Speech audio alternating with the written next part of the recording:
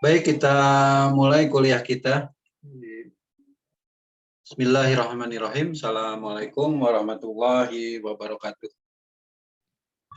Waalaikumsalam warahmatullahi wabarakatuh. Alhamdulillah kita bisa memulai acara perkuliahan kita dan kita bertemu kembali dalam mata kuliah rekayasa perangkat lunak. Mahasiswa yang mengambil mata kuliah rekayasa perangkat lunak ya tentunya sudah memahami sebagian besar dari konsep pemrograman komputer ya. Baik itu yang sifatnya prosedural ataupun nanti juga model yang menggunakan object oriented. Rekayasa perangkat lunak ini lebih mengarah kepada perencanaan di dalam kita membangun sebuah software atau nanti kita sebut dengan aplikasi komputer. Beberapa aturan yang sudah disampaikan di STIMIK Bandung lewat surat edaran yang dibuat dan sebagainya itu kita akan perketat di minggu depan. Mahasiswa wajib melakukan proses mengikuti aturan-aturan yang ada. Beberapa mahasiswa yang di semester kemarin tidak mengikuti aturan, misalkan pada saat mengumpulkan tugas dengan nama email tertentu yang tidak bisa dikenal, ya akhirnya dianggap tidak mengumpulkan tugas tersebut dan ya pada ujung akhirnya mendapatkan nilai E juga. Nah itu prosesnya akan susah kembali gitu. Itu untuk hal seperti itu. Jadi gunakan ID, gunakan nama Anda sendiri untuk keperluan akademik ini. Oke, materi kuliah di slide pertama kita. Tujuan kita ya di dalam materi umum yang perlu kita bahas dulu.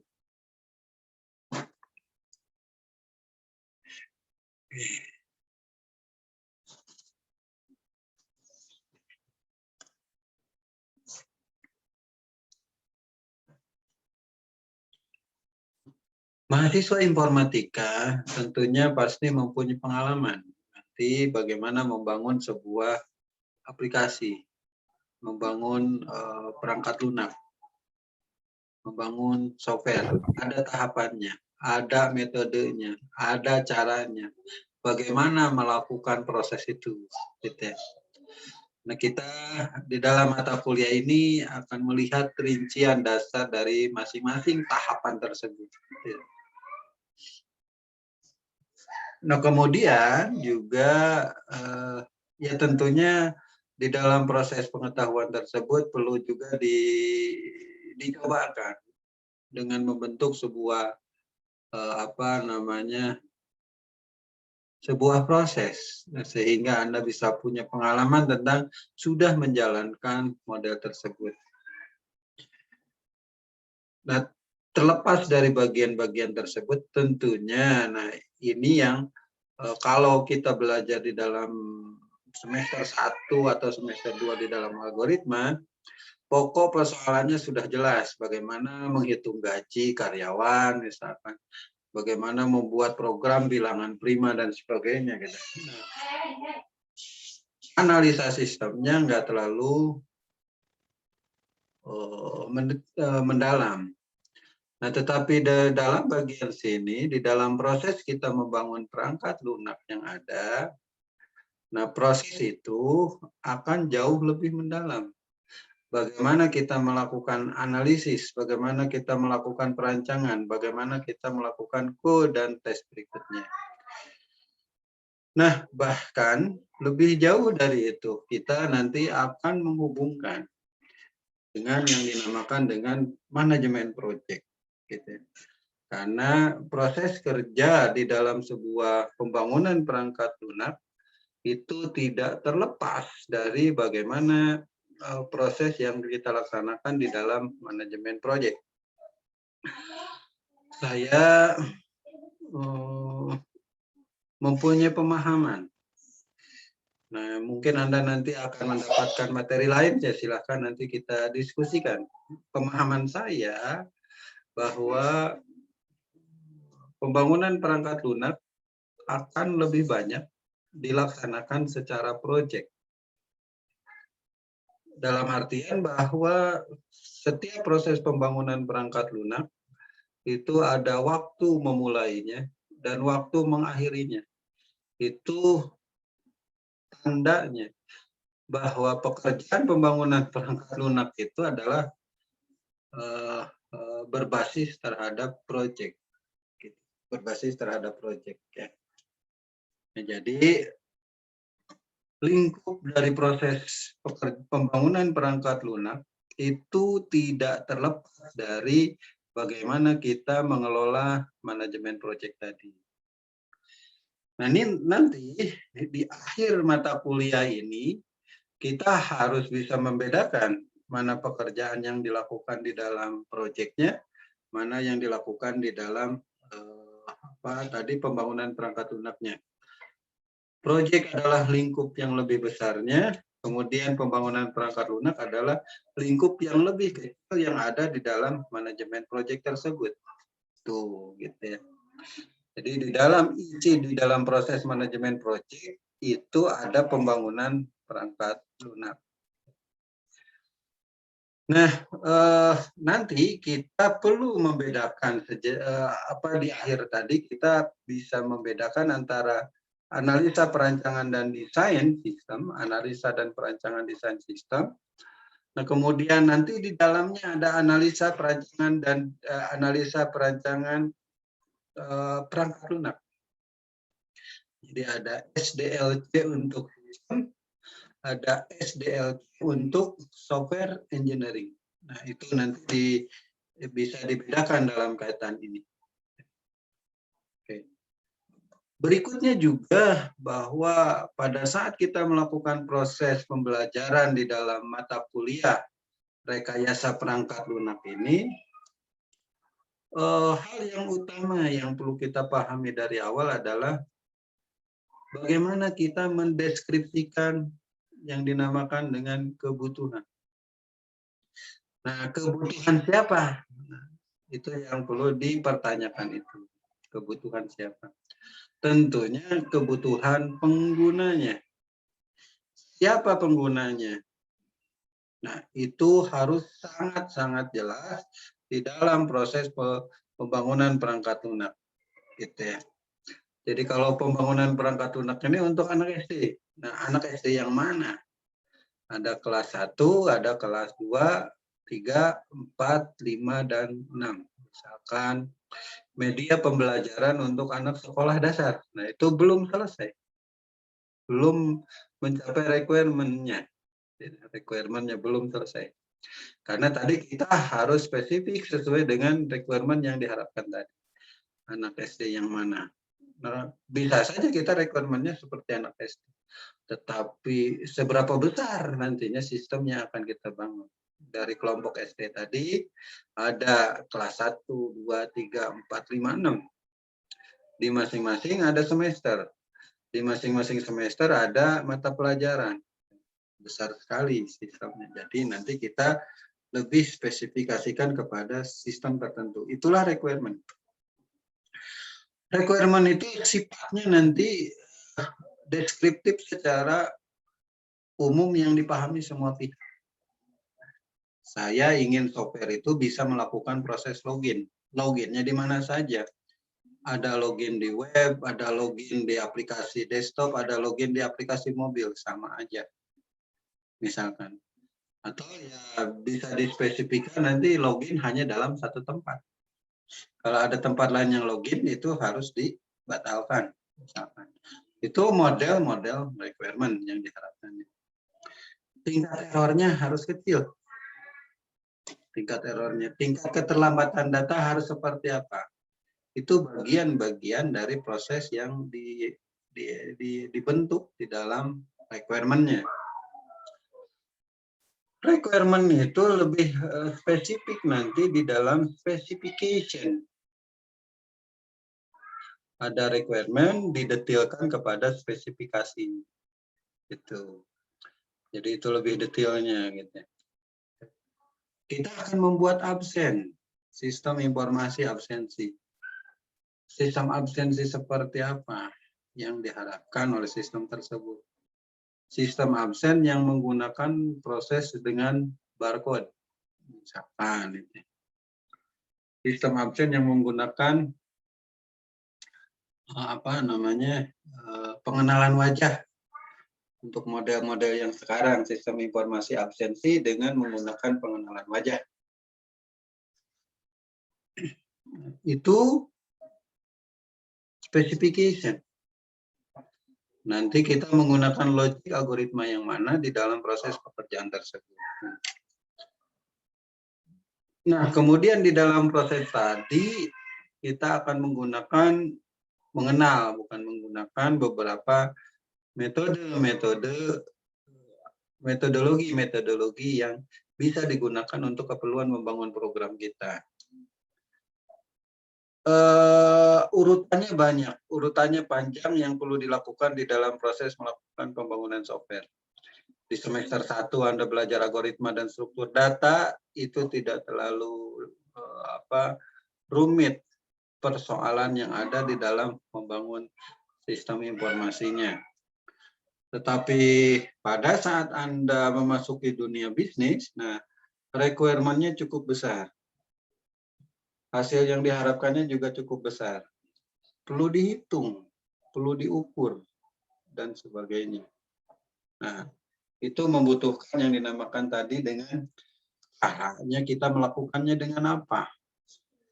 Cara atau proses kerjanya kita akan melakukan dengan seperti apa. Alat-alat yang digunakan dalam membangun softwarenya apa. Alatnya kan bukan hanya komputer saja, tetapi bahasa pemrogramannya apa, database-nya yang digunakan oleh kita apa, framework yang akan kita pakainya apa. Di dalam proses melakukan desain, kita melakukan tools-nya apa, alat-alat yang digunakannya. Nah, itu perlu kita pahami di dalam sistem tersebut. Dipahami, gitu. Itulah dengan menggunakan sebuah metodologi. Gitu.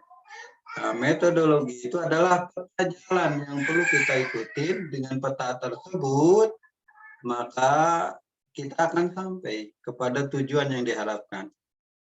Terbentuknya peta lewat metodologi tadi itu menjamin terhadap kesuksesan pembangunan perangkat lunaknya, asal mengikuti peta itu secara benar, secara konsekuen gitu. Nah, itu nanti yang akan menjaminnya, benar dan konsekuennya tersebut itu yang akan menjamin terhadap kesuksesan dari penggunaan metodologi tersebut. Berikutnya adalah penerapan berbagai metodologi dalam penyelesaian masalah secara baik, lengkap, tuntas, terutama pada tahap analisa dan perancangan. Analisa dan perancangan ya. Nah, kita akan mencobakan satu dari beberapa metodologi yang ada. Harapannya bahwa dari satu metodologi yang kita kerjakan tersebut, nanti akan mempunyai pengalaman. Dengan menggunakan satu metodologi ini, maka kita akan, berarti metodologi yang lain juga akan membentuk hal yang mirip-mirip dalam kaitan tersebut. Nah, buku wajib yang Anda perlu pegang, perlu baca dan berikutnya adalah buku sejak saya kuliah juga. Bukunya itu menjadi buku wajib. Zaman saya bahkan belum ada yang bahasa Indonesianya. Jadi dengan repotnya kita melakukan proses penerjemahan. Buku dari Roger S. Pressman. Itu buku panduan semua orang informatika di dalam belajar rekayasa perangkat lunak. Nah, yang bahasa Indonesianya sudah ada. tinggal apa dicari, di search dan sebagainya. Ada 2 jilid rasanya dan perlu dua-duanya kita mempunyai jilid tersebut. Nah, kemudian tools yang akan kita pakai gitu. Jadi secara umum mungkin banyak tools yang kita pakai ya. Software pendukungnya untuk melakukan proses perancangan sistem dan desain sistem. Di tahun sebelumnya kita menggunakan Rational Roche untuk keperluan itu, ditambah dengan cara yang lebih mudah yaitu dengan menggunakan Visio, gitu, Microsoft Visio. Nah, nanti kita lihat saya umumkan kembali tools yang akan kita gunakan di dalam sistem tersebut ya. Nanti ke depan. Oke, itu pengenalan awal di dalam mata kuliah apa.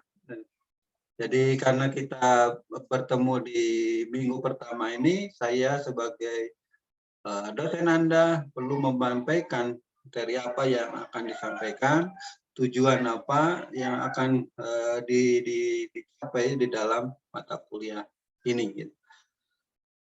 Oke, berikutnya di slide berikutnya tentang apa itu software ya. Ini slide ke-5 dari 14.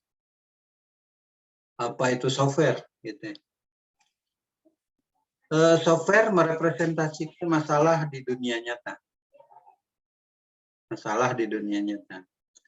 Software di poin kedua, software di dunia nyata lebih kompleks. Masalah di dunia nyata lebih kompleks daripada switch to value. Software tidak sama dengan program. Software meliputi program, dokumen, dan data. Pendekatan yang kita lakukan di dalam proses belajar tentang software engineering ini lebih mengarah kepada software-software yang menyelesaikan persoalan bisnis. Kita di dalam mata kuliah ini kita tidak dicontohkan untuk membuat software seperti halnya Microsoft Word. Bagaimana membuat software Microsoft Word, langkah-langkahnya apa dan sebagainya itu tidak dibahas dalam kaitan ini. Yang kita ingin lihat di dalam kaitan ini menjadi contoh-contoh atau studi kasus yang ada di dalam masing-masing persoalan di dalam perkuliahan kita, yaitu pada sisi persoalan-persoalan bisnis. Ada pada bidang akademis, ada bidang penjualan retail, ada bidang penjualan distributor, ada bidang macam rumah sakit, perhotelan dan sebagainya. Nah, itu contoh-contoh kasus di dalam dunia bisnis. Jadi software merepresentasikan dunia nyatanya, tapi tidak sama karena mempunyai keterbatasan komputernya. Komputernya mempunyai keterbatasan. Seperti halnya Anda sudah mengalami di dalam berbagai macam pelayanan sistem yang berbasis komputer. Kok komputer nggak bisa melakukannya ya? Kok komputer lebih lambat ya dan sebagainya. Itu adalah batasannya. Jadi di nyatanya seperti itu, kemudian nanti di dalam implementasi bidang komputernya berbeda. Absensi misalkan ya. Di dunia nyata saat saya sekolah dulu ya absensi itu disebutkan namanya satu-satu. Gitu ya. Representasi dunia nyatanya. Tapi untuk masa sekarang ini kan sudah tidak dilakukan seperti itu. Sudah dilakukan seperti itu. Anda dikasih di pendekatan sistemik Bandung saat ini Anda dikasihkan nomor PIN. Nomor PIN itu di-generate oleh dosennya. Disampaikan ke dosennya oleh aplikasi. Nah, sehingga tidak semua orang bisa melakukan itu. Misalkan dari kelas lain melakukan pengentrian PIN kan nggak bisa masuk juga. Gitu. Itu pola absensinya dari dunia nyatanya kepada dunia berbasis ke aplikasinya. Nah, pendekatan itu bersesuaian dengan pola bisnis yang akan diterapkan di dalam digital. Jadi nanti ada prosedur yang berjalan. Di dalam prosedur tersebut kita ingin menampilkan memasukkan aplikasi pada prosedur tersebut dan prosedur tersebut harus aplikasi tersebut harus bersesuaian dengan prosedur tersebut. Nah, saya melakukan proses create kelas ini, pembukaan kelas. Nah, itu nanti tujuan akhirnya adalah kepada rekapitulasi pengajaran saya. Dalam 1 bulan saya sudah melakukan proses pengajaran berapa kali. Nah, kalau dikalikan dengan gaji saya berapa digunakan oleh bagian keuangan. Nah, berikutnya kan Anda absensi diakumulasikan. Boleh tidaknya melakukan proses ujian, misalkan ujian tengah semester atau ujian akhir semester dari bidang tersebut. Ya. Nah, jadi di dalam kaitan ini tadi ya, pembangunan software itu menjadi rumit karena tadi masalahnya yang begitu kompleks dan kompleksitasnya tersebut tidak bisa di switch dari satu tombol ke tombol yang lainnya seperti hanya Anda menekan saklar listrik. Tidak bisa dilakukan seperti itu. Makanya ada ya pekerjaan yang berkaitan dengan kita. Kalau switch to value, nah, maka ya pekerjaan kita sudah hilang. Itulah mungkin seninya kita di dalam proses membangun perangkat lunak ini. Jadi sangat banyak sekali emang kegagalan-kegagalan dalam membangun sistem, membangun aplikasi, banyak sekali. Dan ya, rasanya faktornya bukan hanya kemampuan dari para programmernya, bukan kemampuan dari para analis, tetapi bisa saja faktornya dari bidang yang lain-lain. Analisanya yang salah akan menghasilkan program yang salah. Pengetahuan terhadap bisnisnya yang salah juga akan menghasilkan program yang salah juga. Saya mengalami banyak hal dalam bagian tersebut, sehingga saya bisa menyebutkan itu. Bukan programmernya yang bodoh, bukan analisnya yang kurang jeli, tetapi emang kadang pengetahuannya yang kurang mungkin di dalam bagian tersebut, sehingga tidak bisa terkapture bagian-bagian yang adanya di dalam kaitan tersebut. Berikutnya ya software meliputi program, dokumen, dan data. Nah, kaitan ini adalah kita akan lebih banyak memproses tentang data. Di manakah datanya? Itu harus lebih jelas dan sebagainya. Tentunya Anda di dalam mata kuliah ini sudah juga mengenal tentang database. Database skala kecil, database skala besar, database skala menengah. Data inilah yang menjadi gantungan utama dari setiap program yang ada. Gantungannya. Gantungan dari setiap program yang ada.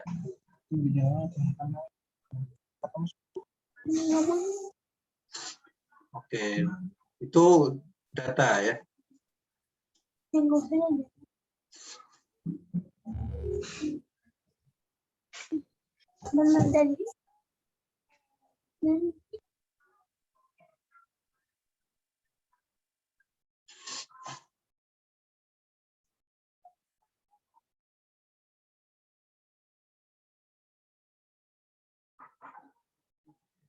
Oke, berikutnya. Mana tadi slide-nya? Oke. Nah,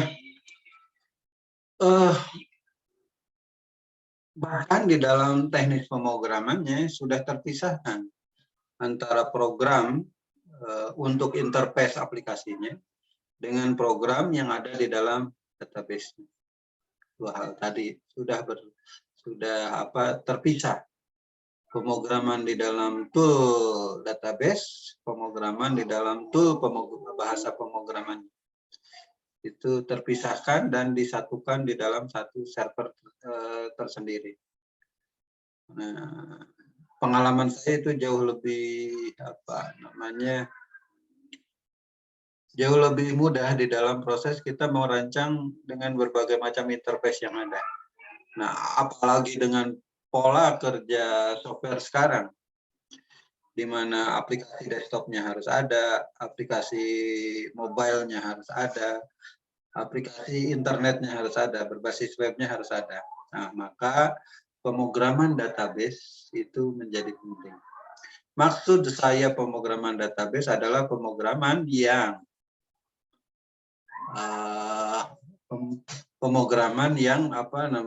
yang dilakukan di dalam tools database-nya. Database-nya bukan di dalam .NET-nya, tetapi di dalam SQL server-nya, di dalam Oracle-nya. Gitu. Itu yang saya maksud dengan pemrograman database. Database programming, atau ya kalau dalam dunia pemrogramannya itu disebut dengan pemrograman PL, gitu. Programming logic.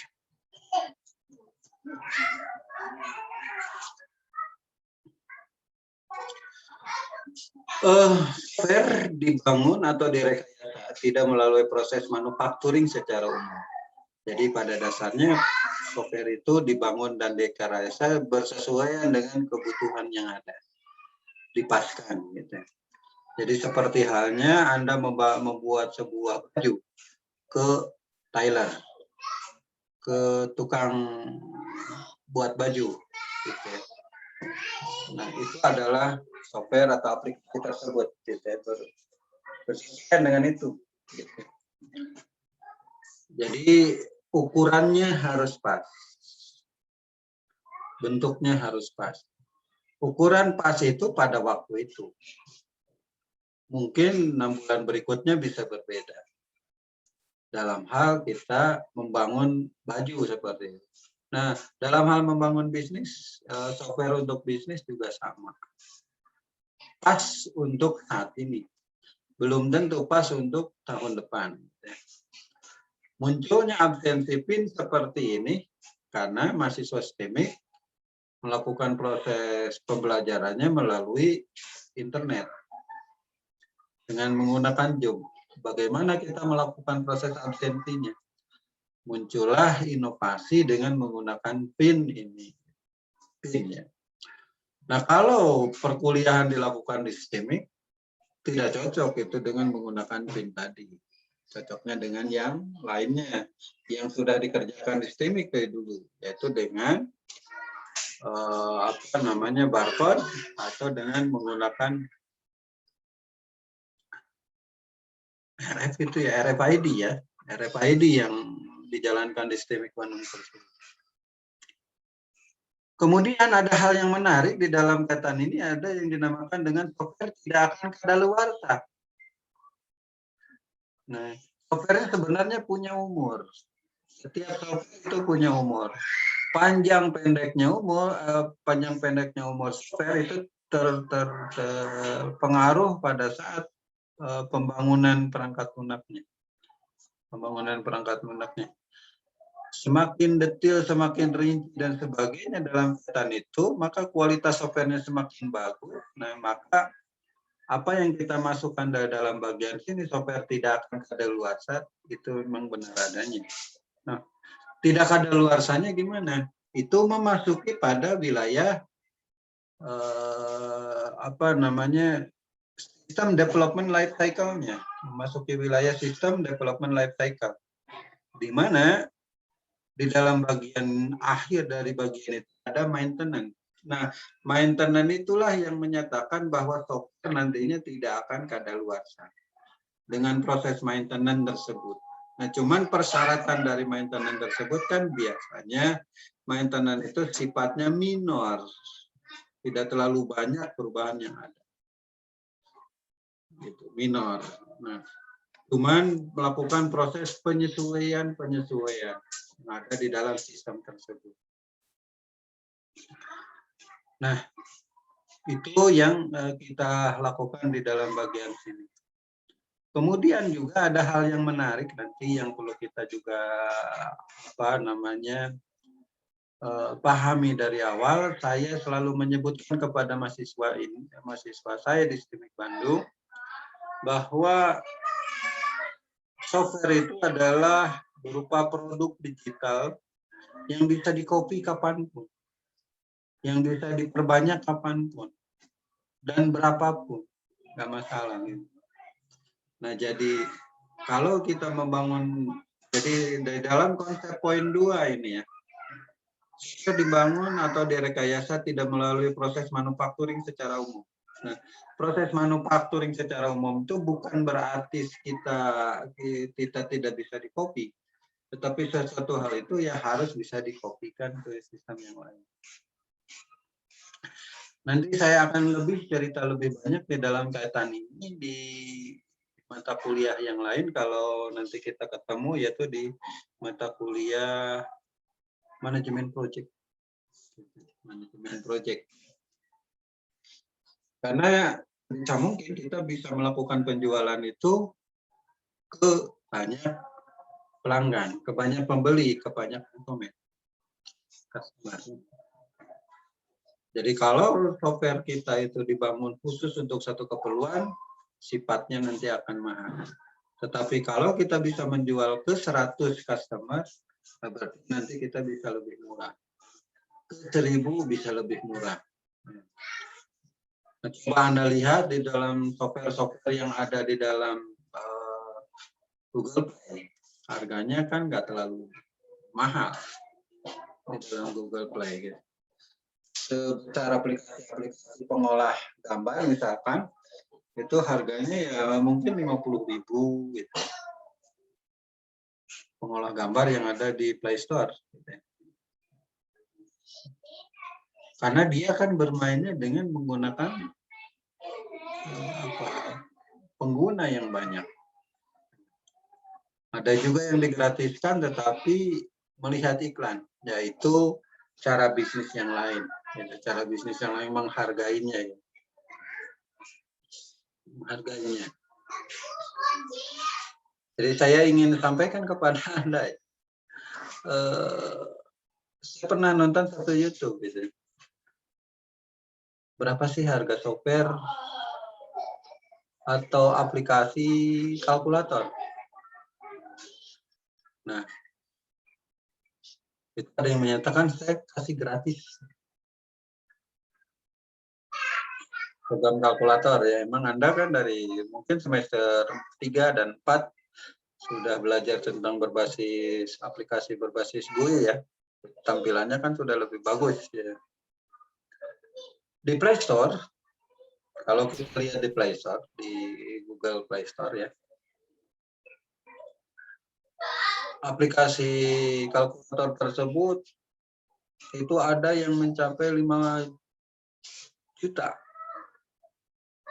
downloader penggunanya, 5 juta pengguna. Kalau dihitung 1-2% yang menjalankan itu tiap hari menjalankan itu dan ada iklan, itu harganya miliaran. Kalau diakumulasikan per bulan dengan iklannya dari Google-nya tersebut. Ya. Programnya program kalkulator. Penggunanya sampai 50 juta orang sedunia. Bukan 5 juta lagi, tapi 50 juta. Gitu ya. Jadi dia bermain di dalam iklan, hasil akhirnya ya miliaran juga yang dia dapat. Program kalkulator. Nah, jadi ya itulah dunia bisnis di dalam aplikasinya ya. Jadi Anda bisa jangan berpikir konvensional, harga proses produksi segini, harga jual segini, udah selesai. Tapi harusnya melihat dalam pola-pola seperti yang ada di dalam sistem tersebut. Kalau nanti Anda ingin menjual software. Bagaimana kalau dijualnya ke sekolah? Nah, Anda bisa menjual paling misalkan ya 10 juta, selesai. Tetapi kalau Anda sih berpikir panjang, misalkan, udah saya sewain aja per bulan berapa. Itu akan jauh lebih panjang, lebih membuka bisnis yang lain dan sebagainya. Nah, itulah software. Jadi software itu harus dikembangkan segeneralis mungkin, tetapi bisa melayani kepada semua kebutuhan yang ada. Jadi nanti sifatnya generik ya. Saya ingin menyampaikan kepada Anda itu buatlah program yang generik. Karena dengan program yang generik tadi, Anda bisa menjual dengan harga yang murah ke banyak konsumen. Dan sesedikit mungkin melakukan proses penyesuaian yang ada, customisasi yang adanya. Sesedikit mungkin ini. Nah, itulah nanti akan mendapat keuntungan yang sangat besar dari bagian tersebut. Baik ya. Nah, banyak sekali software-software yang ada di dalam lingkungan kehidupan kita. Ini kalau ini yang dulu bahkan ada sistem software, ada real time software, ada business software, ada engineer science software, ada embedded software, ada personal computer software, ada artificial intelligence software. Yang lagi saat ini berkembang itu ya arahnya kepada application intelligence software. Bahkan application intelligence software itu sudah menjadi embedded software. Embedded software itu sudah tertanam nantinya di dalam alat. Di dalam alatnya tertanam. Dulu saya pengagum olahraga seperti halnya F1 atau juga motor GP gitu. Saya merasa kagum dengan sistem-sistem yang ada di dalam arena balapnya gitu. Dengan presisi waktu yang sangat tinggi. Presisi waktu yang sangat tinggi ya, itu masuk kepada real time system. Ya kalau Anda nonton gitu ya MotoGP atau Formula 1 gitu ya. Betapa real time sistemnya sudah kedapat. Jarak antara satu pembalap dengan pembalap lainnya. Jarak antara 3 pembalap. Jarak antara pembalap A dengan pembalap B. Real time posisinya di mana dan sekarang di mana. Dibelokan 1, dibelokan 2 dan berikutnya. Kecepatannya, bahkan dengan gambarnya gitu. Itu lewat software yang ada. Lewat kamera yang ada. Dalam satu kendaraan motor itu terdiri dari banyak kamera yang ada. Dan itu terintegrasi dengan satu pusat kamera yang ada. Betapa canggihnya sistem real time system.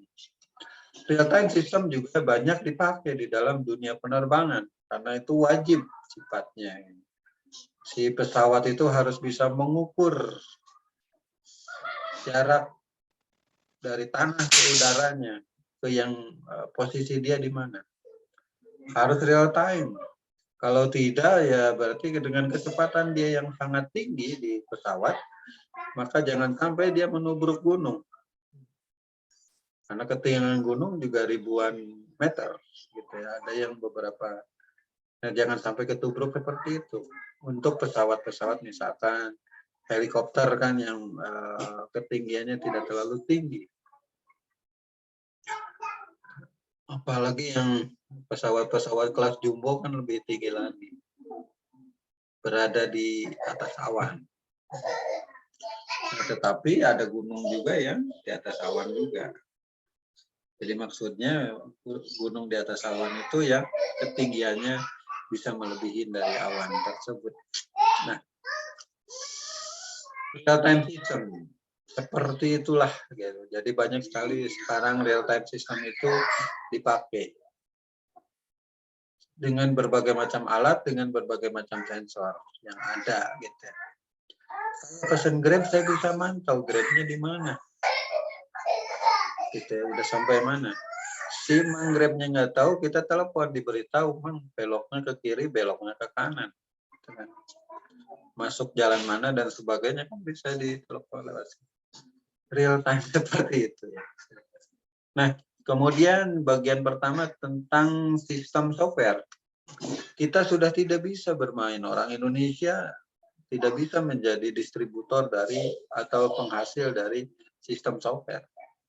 Ya, sistem software sudah di bidang OS ya udah Microsoft sudah sangat merajainya. Di dalam Office sudah Microsoft semua. Di dalam database kita mau apa? Sudah dibiar semua gitu ya. Jadi permainan kita hanya ada di dalam bisnis software yang spesifik terhadap sebuah pola-pola yang ada di dalam sistem tersebut. Untuk perusahaan besar, bisnis software-nya bisa mengarah kepada bisnis software yang ada di dunia. Aplikasi ERP misalkan diimplementasikan pada perusahaan-perusahaan besar. Tapi untuk perusahaan-perusahaan kecil, ya itulah lahan kita di dalam bisnis. Engineer and scientific, gitu ya. Nah, Google mempublikasikan Google Earth. Kemudian juga apalagi ya 3D untuk simulasi-simulasi dan sebagainya. Itu bagian dari engineer dan scientific software. Mensimulasikan proses tsunami, mensimulasikan daya tubruk tabrakan kendaraan dan sebagainya. Nah, itu berbagai macam software yang ada. Bahkan ini tidak untuk semuanya. Software untuk mesin-mesin industri itu kan kita tidak bahas di dalam kaitan. Pasarnya sangat banyak sekali gitu ya, yang bisa melakukan proses tangan-tangan robot itu di softwarekan, diperintahkan lewat software tertentu ya. Nah, perkembangan software yang ada itu yang kalau dalam bagian pola-pola sekarang berbasis terhadap object oriented. Nah, jadi bukan mau tidak maunya, tetapi Anda harus mengikuti pola itu. Perkembangan sekarang yang mengarah kepada object oriented yang berbasis terhadap masing-masing framework. Itulah pola kerja dari software yang sekarang ini terjadi. Jadi kalau Anda belajar tentang PHP, tentang cara nulis PHP sendiri itu belum bisa. Anda sudah ketinggalan sangat jauh membuat cara menulisnya. HTML-nya tidak tahu. Nah, itu sudah sangat jauh ketinggalannya. Karena kalau Anda ingin menguasai tentang pemrograman berbasis web, HTML itu harus sudah hatam sekali. Bagaimana membentuk tabel, hubungan dengan CSS-nya, dan sebagainya tersebut. Bagaimana mengolah data di internetnya, hubungan dari dari server internet, server database, dan sebagainya. Nah, itu object oriented memegang peranan penting dengan framework yang ada. Masing-masing framework akan mensyaratkan untuk melakukan proses pembuatan program secara object oriented. Kemudian berbasis network. Nah, ini tidak bisa dihindari. Saat ini ya harus ada berbasis web dan mobile. Nah, untuk keperluan itu harus dua komunikasi data itu, Anda harus belajar tentang model tersebut. Gitu ya. Bagaimana Anda bisa aplikasi webnya ada, tetapi aplikasi mobilnya ada, dan tidak terpisah satu dengan yang lain secara data. Langsung menjadi satu kesatuan. Nah, konsep dasarnya yaitu dalam pemrograman RESTful API. RESTful ya. Berikutnya adalah pada AI. Ini AI sudah memasuki dunia bisnis secara nyata. AI-nya ya. Semua sudah berbasis intelijen seperti itu gitu ya. Ada intelijennya. Para guru-guru sekolah di lingkungan Jawa Barat, absennya kan harus dengan menggunakan foto. Dan fotonya harus foto jelas wajahnya. Bukan foto tembok, bukan foto lemari. Tetapi dia sudah bisa mendeteksi, oh ini wajah. Ini bukan wajah dan sebagainya gitu. Udah bisa membedakan itu. Berarti itu udah AI-nya udah ada di aplikasi kita. Di aplikasi bisnis AI-nya. Nah, kemudian paralel computing. Core kalau kita istilahkan di dalam komputer kita. Core i5, Core i7, dan berikutnya itu otaknya. Tetapi ya untuk mendayagunakan otak-otak tadi tersebut ya perlu OS yang lebih bagus lagi dari bagian tersebut. Komputer kita sudah siap untuk melakukan menggunakan beberapa otak. Nah, tetapi kalau operating sistemnya tidak mendukung tentang itu, ya tidak berguna juga. Jadi ya operating sistemnya juga harus mendukung paralel programmingnya lagi. Paralel computing itu di dalamnya ada operating system paralel, ada pemrograman paralel juga. Oke. Nah, apa itu software engineering? Di dalam bagian sini ya, software engineering adalah teknologi yang digunakan oleh setiap orang yang akan membangun software dengan melalui serangkaian proses menggunakan metode dan alat. Ini menurut Pressman. Mbah buyutnya rekayasa perangkat lunak ini hampir semua orang gitu menggunakan bukunya Roger S. Pressman.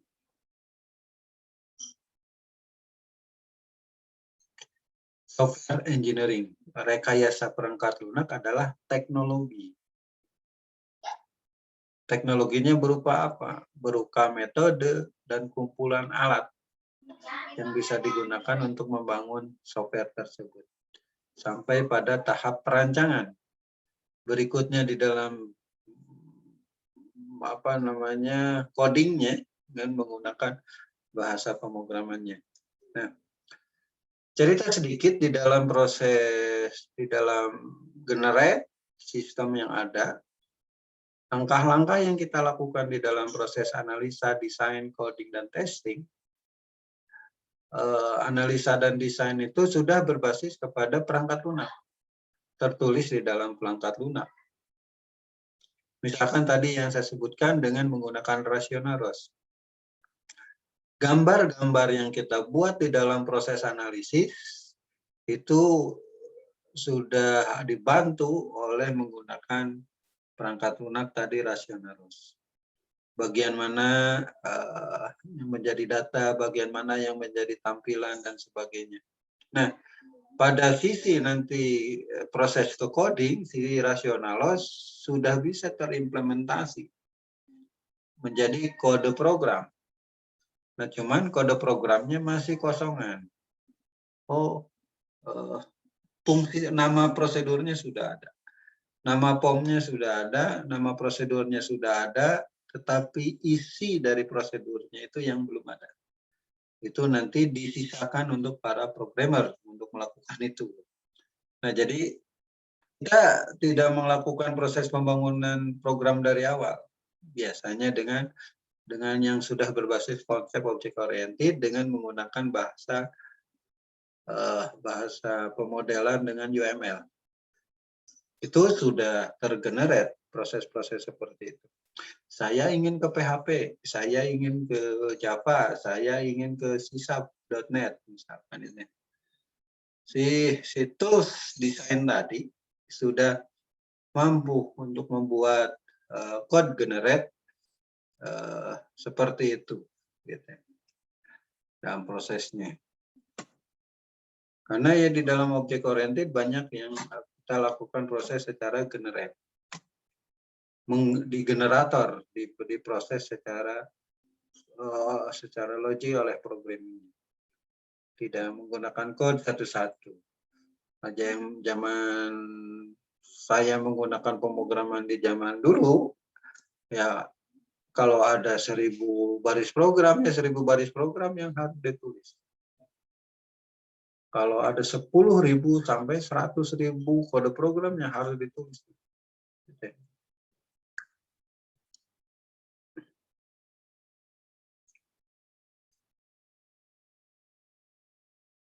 Nah, mengapa kita perlu teknologinya itu untuk membangun aplikasinya? Untuk mendapatkan sesuatu hal yang benar. Prinsipnya itu. Software adalah sesuatu hal yang kompleks. Problemnya kompleks, datanya kompleks, solusinya juga kompleks, dan menempatkannya juga kompleks. Nanti di bagian-bagian berikutnya saya cerita misalkan softwarenya sudah jadi semua. Sistem aplikasi parkir misalkan. Sudah jadi semua. Lah si mang parkirnya nggak mau menggunakan software itu. Karena dengan menggunakan software itu pendapatannya jadi berkurang. Kan tidak ada kaitannya dengan kemampuan programming data itu. Tapi di dalam place of our site, itu problem itu menjadi problem besar. Penolakan dari pengguna. Penolakan dari pengguna itu sangat berpengaruh. Si emang parkirnya nggak mau menggunakan itu. Supaya tidak jalan, ya dia coba untuk rusak. Ada yang sampai dibanjur alatnya supaya tidak jalan. Kelihatannya masih normal, tetapi ya dalamnya sudah dibasahin air supaya tidak jalan ya. Jadi ada alasan untuk kembali ke manual. Hal tersebut banyak terjadi, bukan hanya di tukang parkir, tetapi juga yang bekerja di kantoran juga seperti itu. Jika sudah mengusik hal-hal tertentu tadi, gitu ya, nah maka penolakan akan semakin besar. Problem kita salah satu bagiannya di sana. Sebagus apapun tadi software yang kita bangun, semudah apapun software yang kita bangun, tetapi pada sisi penolakan user, sudah ampun itu tidak bisa dilakukan apa-apa. Bagaimana supaya tidak ditolak? Dipelajari nanti di dalam mata kuliah manajemen project.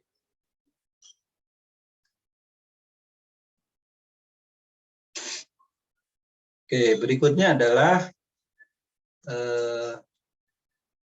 dalam proses kita membangun software itu harus software yang correct, harus benar. Benar berdasarkan bisnis rule, kemudian sejalan dengan semua pihak yang terkait. Nah, jadi yang tahap penting di dalam proses engineering tersebut adalah memahami dari bisnisnya tersendiri. Jadi di dalam mata kuliah kita, rekayasa perangkat lunak, tujuannya adalah untuk membantu dari software bisnis. Nah, dari software bisnis tersebutnya, maka kita harus memahami dulu bisnisnya apa. Masing-masing bisnis tentunya ada kesamaan secara umum. Tetapi masing-masing perusahaan akan mempunyai kekhususan di masing-masing perusahaannya. Gitu ya. Kalau kita lihat perguruan tinggi kan semua pasti sama. Antara Sistemik Bandung, Sistemik Sumedang, Sistemik Subang, Sistemik Sukabumi, Sistemik kalau dihitung kabupatennya kan sama, Sistemik gitu. Tetapi secara khusus kan masing-masing punya perbedaan. Pola absensi di Sistemik Bandung yang seperti ini, pola Sistemik di Cianjur seperti itu mungkin. Di Sumedang juga lain lagi gitu. Itu baru tingkat sistemiknya gitu ya. Jadi bisa berbeda tadi. Harus bersesuaian dengan bisnis rule yang ada. Capailah dulu bisnis rule yang umum. Baru nanti kita menspesifikasikan kepada yang khususnya. Itu jauh lebih mudah kita membangun software dan menerapkan pada berbagai tempat customer yang kita harapkan. Pembangunan software harus dikelola dengan baik untuk menjamin kebenarannya. Jadi ada correct, kemudian ada correctness, menjamin kebenarannya. Dikelola dengan baik untuk menjamin kebenarannya. Bagaimana mengelola itu? Membangun software dengan dikelola yang baik. Nah, itulah pengelolaan manajemen proyek sistem informasi atau manajemen proyek teknologi informasi. Di dalam manajemen proyek, ngitung uangnya sama semua. Ngitung biaya maksud saya. Ada metode secara umum melakukan proses perhitungan biaya. Tetapi pada proses pelaksanaan pekerjaannya bisa berbeda. Proyek teknik sipil, kemudian proyek teknik industri, kemudian proyek software engineering. Nah, itu masing-masing punya kekhususan tersendiri.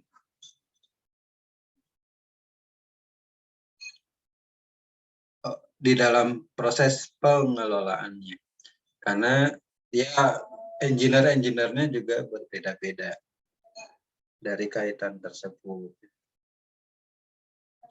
Elemen-elemen dari software engineering.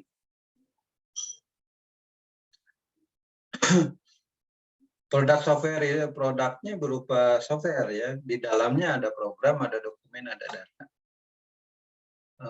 Secara proses ada manajemen proses, ada technical proses. Dua hal tadi ya.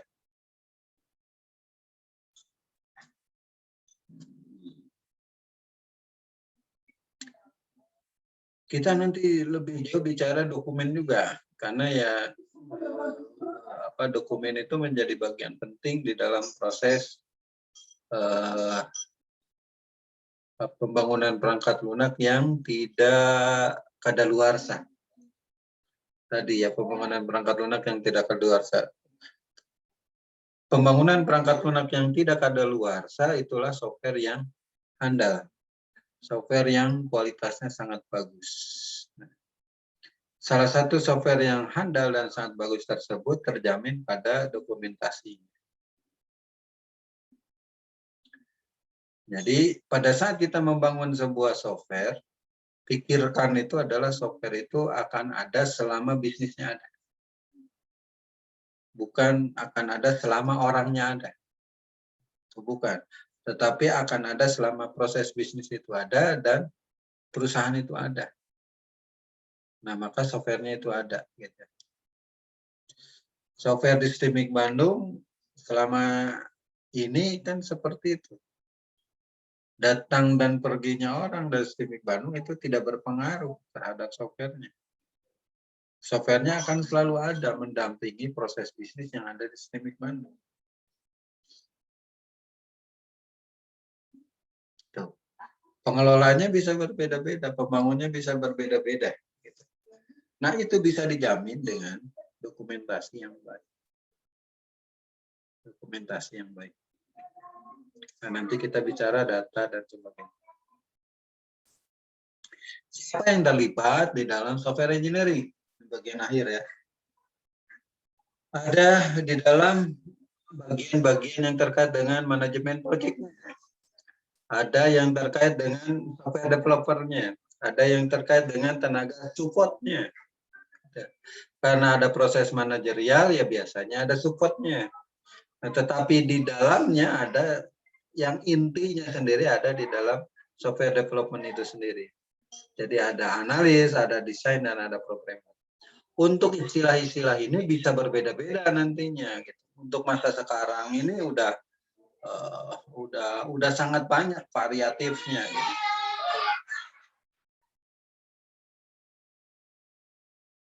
Sudah sangat variatif nama-namanya, tetapi secara umumnya ya dia seorang analis, dia seorang programmer. Saya juga sering disebut sebagai developer. Mana developernya? Atau tindakan saya sebagai project manager, gitu. Mana PM-nya, gitu. Di dalam manajemen project tadi ada project manager, ada configuration manager, kemudian ada quality assurance manager. Menjamin kesuksesan. Nah, tidak terlepas dari itu tenaga administratif juga ada ya. Tukang sekretarisnya, tukang nerima teleponnya. Bahkan ya kalau di bahasa Sundanya itu carakanya, pembantu umumnya gitu, yang ya bertugas di penti ya, itu juga merupakan bagian-bagian dari apa yang terlibat di dalam software engineering tersebut. Baik, mahasiswa sekalian, mungkin itu yang bisa saya sampaikan untuk materi pertama, pertemuan pertama tentang perkuliahan kita. Nah, silahkan dibuka videonya sesuai dengan rule yang ada di STEMIC Bandung.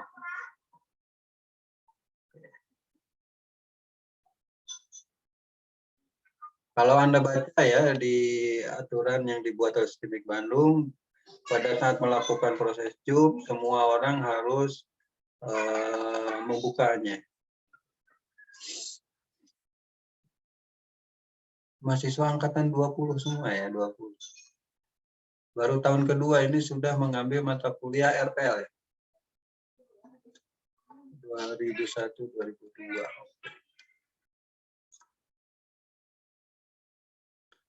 Ini ada 29 orang. Oke. Paling saya akan laporkan ke administratif ya, siapa yang saya akan capture dulu bagian sini. Halaman pertama saya sedang capture ini.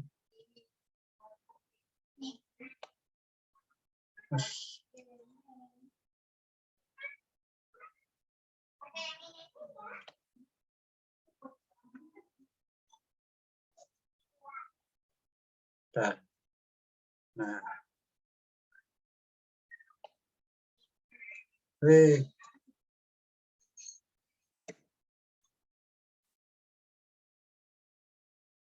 Capture dulu. Saya nggak tahu yang nampil nama yang nggak masalah. Bagi saya nggak masalah, tapi bagi STEMIC-nya yang masalah. Yang hanya nampil nama ya. Halaman kedua.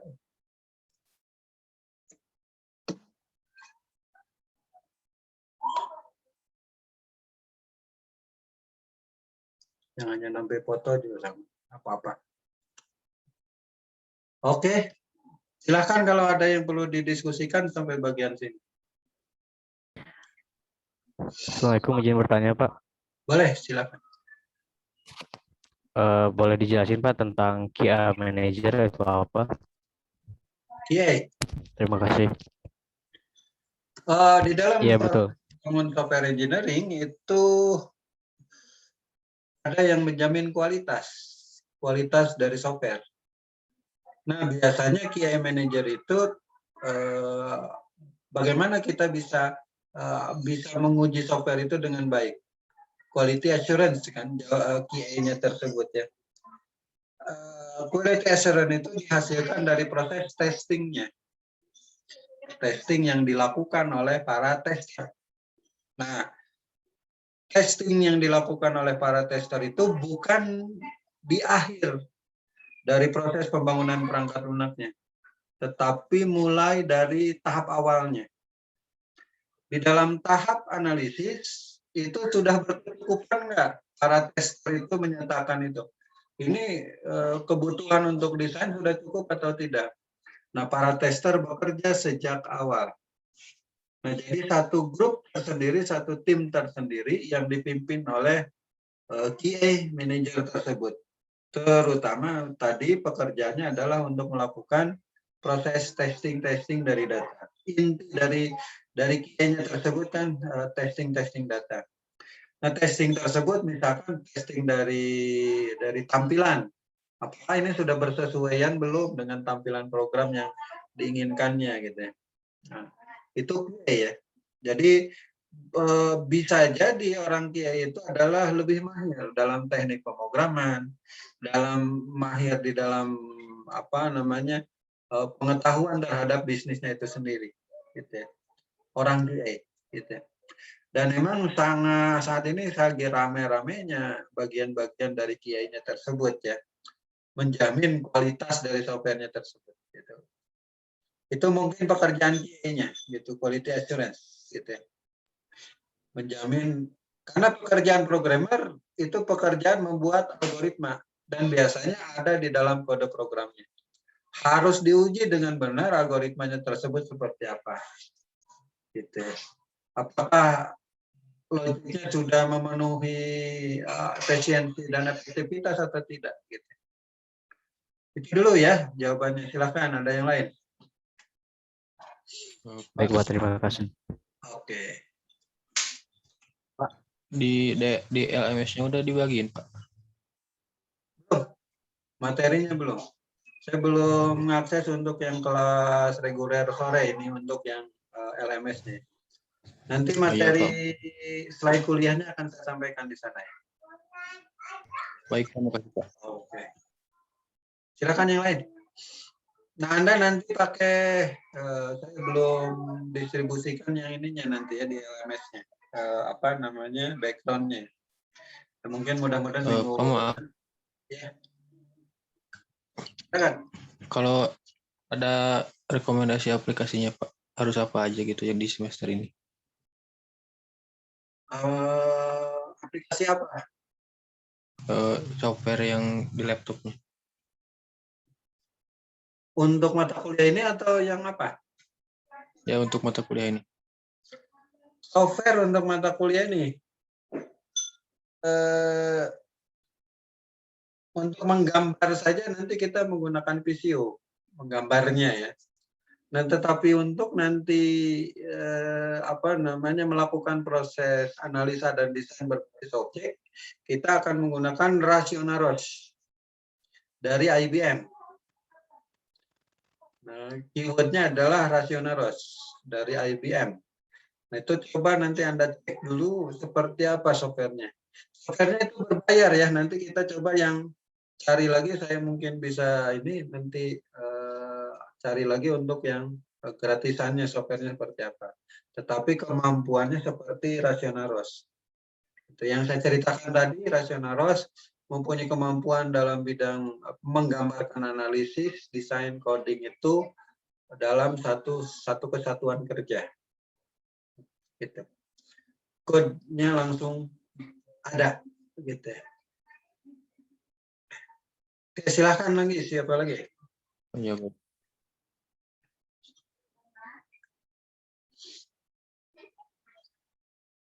Baik, kalau tidak ada, saya cukupkan sekian dulu untuk pertemuan pertama kali ini. Terima kasih atas segala perhatiannya. Assalamualaikum warahmatullahi wabarakatuh. Waalaikumsalam Waalaikumsalam warahmatullahi warahmatullahi wabarakatuh. Waalaikumsalam.